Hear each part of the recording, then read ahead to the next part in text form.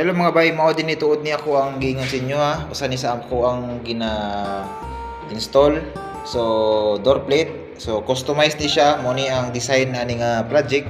So every time na imo ni tulokon kung nakikinahanglanon sa sulod, mo ni sample kani villa. Loko naman ni.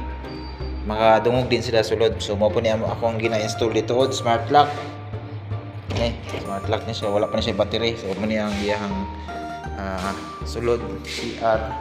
Ini siya design niya, mura na siya condo, apartment, daghan kinang kwarto dito. So ni siya.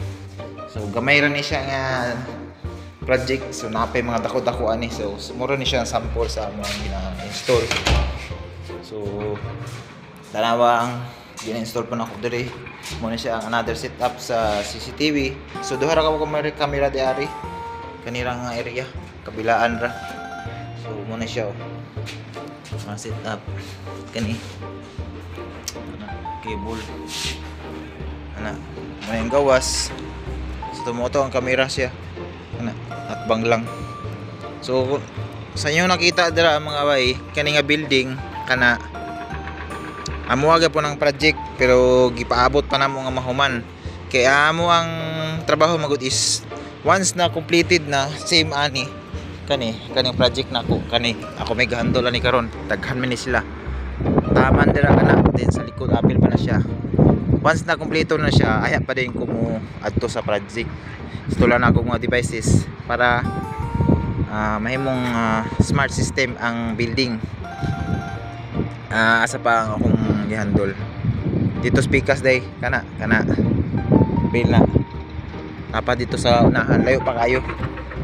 Muna siya ang same ani intercom kada apartment sample kani siya to 7 naman ni ka book rooms diri kani tanan nga apartment. So kung nakikinahanglan tawag ka sa ground floor diri first tawag na siya muring na dito naay indoor intercom dito. So naka-set up na ni siya, naka-program na ni siya ngani ang setup sa among pag-program kay para nindot siya ba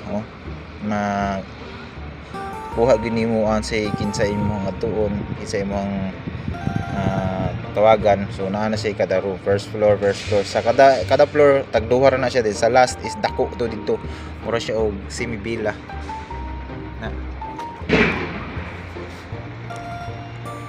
diri nga lugar. Grabe perminti ang build diri sa real estate, way hunong ang real estate diri kay suportado sa gobyerno, mangutang ra mo sa bangko.